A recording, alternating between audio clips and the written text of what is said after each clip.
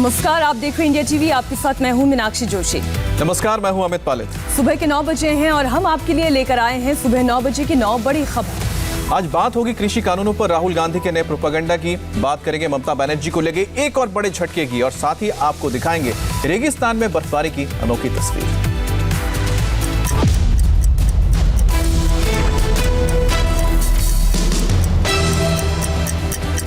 LAC पर disengagement के मुद्दे पर सवाल उठाने पर राहुल गांधी को रक्षा मंत्रालय से कड़ा जवाब मिला है। कल राहुल ने कहा था कि भारत ने अपनी जमीन चीन को दे दी है, लेकिन रक्षा मंत्रालय ने कहा है कि हमने 1 इंच जमीन भी किसी को नहीं दी है।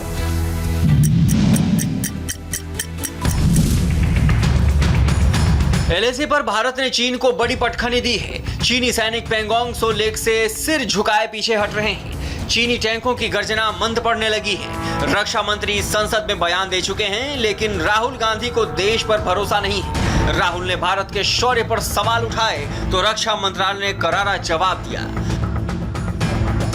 रक्षा मंत्री राजनाथ सिंह ने संसद में बहुत ही आसान शब्दों में एलएसी पर चीन के साथ हुए डिसएंगेजमेंट समझौते की बारीकियों को समझाया था, लेकिन पता नहीं राहुल गांधी क्या समझ बैठे। जिस समझौते से भारत और चीन के बीच कुछ कड़वाहट कम होती दिखी, उस समझौते पर ही सवाल उठाने लगे। हमारी जमीन फिंगर 4 तक है। नरेंद्र मोदी ने फिंगर 3 से फिंगर 4 की जमीन, जो हिंदुस्तान की पवित्र जमीन है, वो चाइना को पकड़ा दी है। राहुल ने सवाल उठाए तो रक्षा मंत्रालय ने बिना देर किए उनके हर सवाल का तर्कपूर्ण जवाब दिया। राहुल गांधी का आरोप है कि सरकार ने भारत की जमीन चीन को दे दी। रक्षा मंत्रालय ने कहा कि 1 इंच जमीन से भी पीछे नहीं हटी है भारतीय सेना। राहुल का दूसरा आरोप है कि भारतीय सेना फिंगर 4 से फिंगर 3 तक पीछे आ रही है। रक्षा मंत्रालय ने कहा कि भारत का परमानेंट पोस्ट फिंगर 3 पर ही है, जिसे धन सिंह थापा पोस्ट कहा जाता है। राहुल कहते हैं भारत की जमीन फिंगर 4 तक है।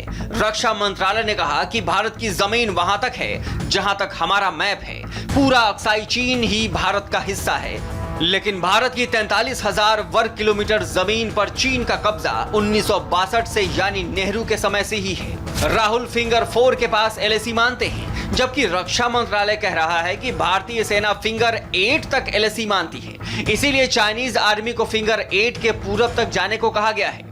राहुल गांधी फिंगर 3 से फिंगर 4 तक की जमीन नाप रहे हैं, जबकि सरकार कह रही है कि भारतीय सेना ने पीएलए के साथ जो समझौता किया है उसमें चाइनीज आर्मी फिंगर 8 से पीछे जा रही है। राहुल गांधी का एक और आरोप है कि नरेंद्र मोदी डेप्सांग, हॉट स्प्रिंग और गोगरा पर चुप हैं।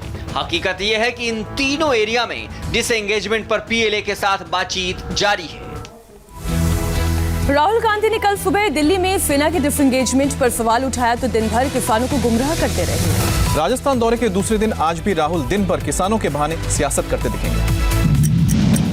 राहुल गांधी किसान आंदोलन की आड़ में किसानों को भड़का रहे हैं। राजस्थान में किसानों के नाम पर महापंचायतें बुलाई जा रही हैं। किसानों को इकट्ठा किया जा रहा है और उन्हें नए कानूनों को लेकर उकसाया जा रहा है। हनुमानगढ़ के पीलीबंगा में किसान पंचायत में राहुल गांधी ने 25 मिनट के भाषण में 12 बार पीएम मोदी को कोसा। राहुल ने किसानों के मुद्दे पर कृषि कानूनों पर फिर झूठ बोला। उन्होंने कहा कि नए कानून आ गए तो मंडियां खत्म हो जाएंगी, एमएसपी बंद हो जाएगी, किसानों की जमीन छिन जाएगी, मजदूर और छोटे व्यापारी सब के सब बेरोजगार हो जाएंगे।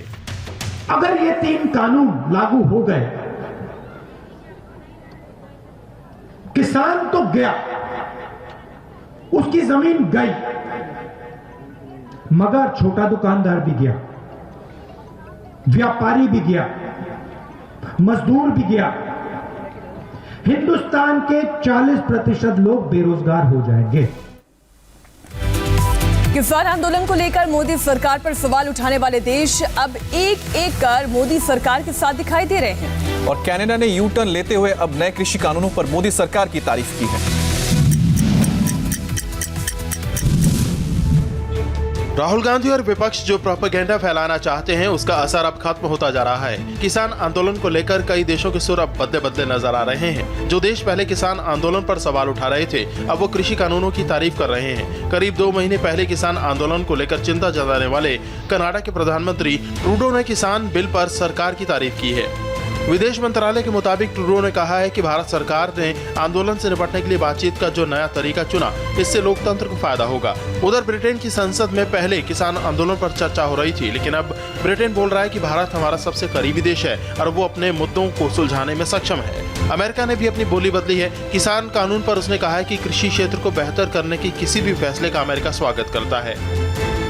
किसान आंदोलन पर विरोधियों की सियासत के बीच अमृतसर में अकाल तख्त के जत्थेदार ज्ञानी हरप्रीत सिंह ने किसान नेताओं को सुझाव दिया है कि किसान जिद छोड़े और सरकार भी एक कदम पीछे हटाए ताकि बातचीत से मसले को सुलझाया जा सके।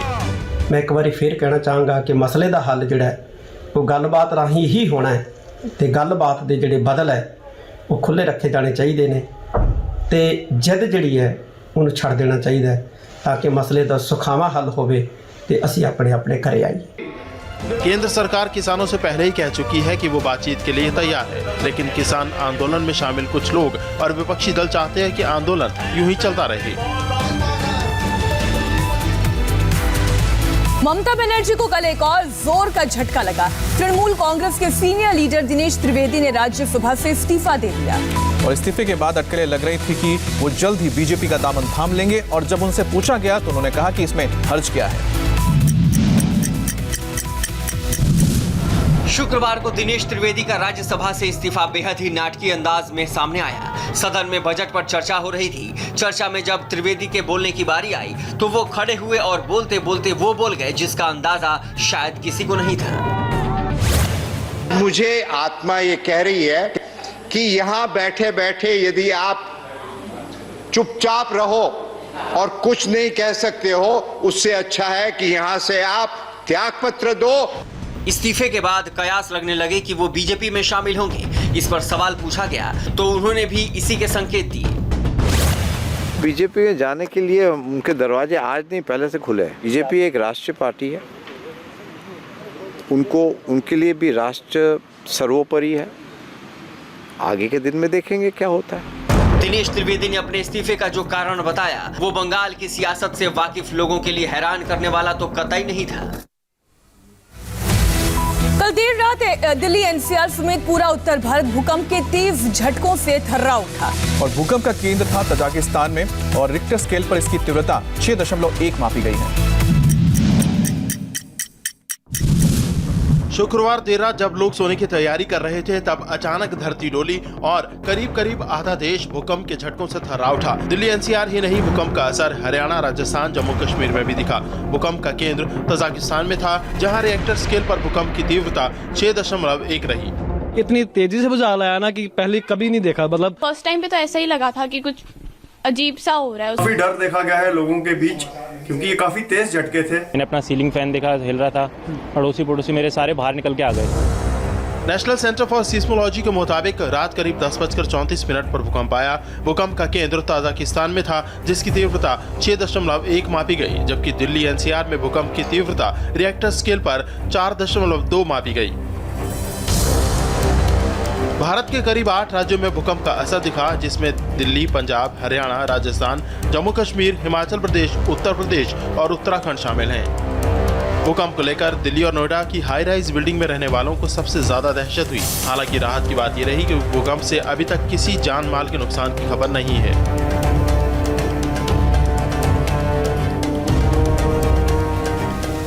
तपोवन आपदा में टनल में फंसे मजदूरों तक अब भी रेस्क्यू टीम नहीं पहुंच पाई है। और राहत की बात है कि रानी गांव के ऊपर बनी झील से जो पानी फैला था, पैनिक फैला था, वहां से अब पानी धीरे धीरे डिस्चार्ज होने लगा है।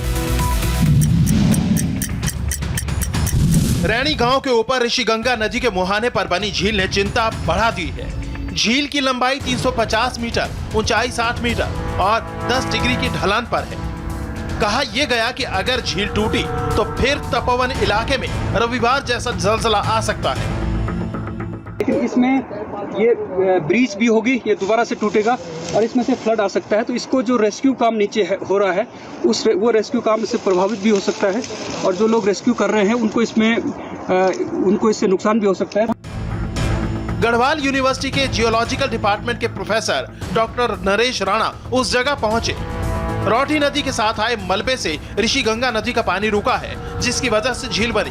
बाद में एसडीआरएफ की टीम भी वहां पहुंची। एसडीआरएफ ने साफ किया कि झील से पानी डिस्चार्ज हो रहा है, जो राहत की बात है। उत्तराखंड सरकार ने वाडिया इंस्टीट्यूट के साथ टीएचडीसी, एनटीपीसी और आईआईआरएस को झील की जांच करने को कहा है। सबसे चिंता की बात यह है कि ये झील मलबे के वजह से रुकी हुई है और ये मलबा जब भी पानी का दबाव बढ़ेगा तो खिसक सकता है और एक बार फिर ऋषिगंगा की इस धारा में फ्लैश फ्लड आने की संभावना है।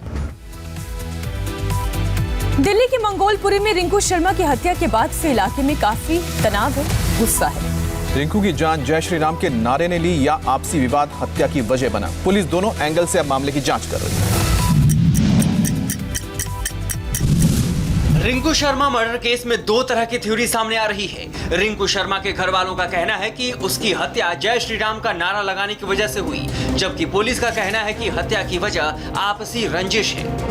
पुलिस ने इस मामले में इस्लाम, जाहिद, दानिश, मेहताब और ताजुद्दीन नाम के 5 आरोपियों को गिरफ्तार कर लिया है।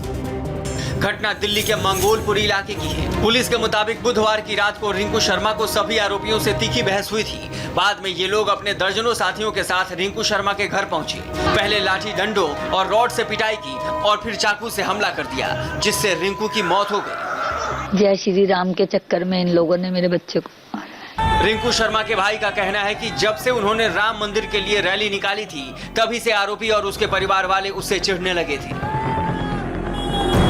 इन्होंने पहले भैया को डंडों से मारा, हमें भी मारा, मम्मी पापा तक को मारा मेरे, और फिर भैया को बाद में इन्होंने बाहर निकाल के चाकू मार दिया। जिस रैली का जिक्र रिंकू शर्मा का भाई कर रहा है, वो रैली राम मंदिर के शिलान्यास वाले दिन यानी 5 अगस्त 2020 को निकाली गई थी। उस दिन रिंकू शर्मा समेत कई लोगों ने मंगोलपुरी में रैली निकाली थी और जय श्री राम के नारे लगाए थे। लेकिन पुलिस का कहना है कि रिंकू शर्मा की हत्या रंजिश की वजह से हुई है। एक बिजनेस राइवलरी को लेकर के उनके बीच में झगड़ा हुआ और उसके बाद वो लड़के वहां से चले गए थे। इसके उपरांत उनमें से एक लड़का रिंकू के घर के पास में उस झगड़े में शामिल कुछ लड़के आकर के पहुंचे और वहां पे दोबारा से एक लड़ाई झगड़ा और मारपीट शुरू हुआ। लेकिन सर, ये राम वाला नाम जो नारे का है, इसका कोई लेना देना है रिंकू की हत्या? ये तमाम हम लोग इन्वेस्टिगेशन में सारे चीजों को देख रहे हैं। पुलिस को फिलहाल हत्या के लिए धार्मिक विवाद के कोई सबूत नहीं मिले हैं, हालांकि वो हर एंगल से जांच कर रही है। हरियाणा के रोहतक में कॉलेज के अखाड़े में कल रात खूनी खेल खेला गया। आपसी विवाद में कोच ने अखाड़े में अंधाधुंध फायरिंग की, जिसमें 5 लोगों की मौत हो गई। शुक्रवार देर रात रोहतक के जाट कॉलेज का मेहर सिंह अखाड़ा गोलियों की तड़तड़ाहट से गूंज उठा। कुछ बदमाश बाइक पर सवार होकर आए और उन्होंने अचानक अंधाधुंध फायरिंग शुरू कर दी और वारदात के बाद फरार हो गए। कुल 7 लोगों को गोलियां लगी, 5 लोगों ने मौके पर ही दम तोड़ दिया। मरने वालों में मेहर सिंह अखाड़े के संचालक मनोज, उनकी पत्नी साक्षी, 2 कोच और एक महिला पहलवान शामिल हैं। हमले में 3 साल के बच्चे समेत 2 लोग गंभीर रूप से घायल हैं, जिनका नजदीकी अस्पताल में इलाज चल रहा है। शुरुआती जानकारी के मुताबिक अखाड़े के संचालक मनोज और कोच सुखविंदर के बीच कुश्ती में चयन को लेकर विवाद चल रहा था। पुलिस ने भी पुराने रंजिश में हत्या का शक जताया है। अभी हमारी टीम सबने बनाई है जो इस विषय में जानकारी इकट्ठी कर रही है। एज ऑफ नाउ कोई कंक्रीट कह पाना कि किसने चलाई है, क्यों चलाई है, वो हमें क्लैरिटी नहीं। पुलिस ने शवों को कब्जे में लेकर पोस्टमार्टम के लिए भेज दिया है और आरोपी सुखविंदर समेत बाकी लोगों की तलाश में जुट गई है। अब एक खबर हैरान करने वाली। भीषण गर्मी से तपने वाले सऊदी अरब के एक शहर में बर्फ गिरी तो लोग हैरान हो गए। और बर्फबारी से रूस और अमेरिका भी मुश्किल में है। अमेरिका में तो हवाई पट्टी पर एक हवाई जहाज ही फिसल गया।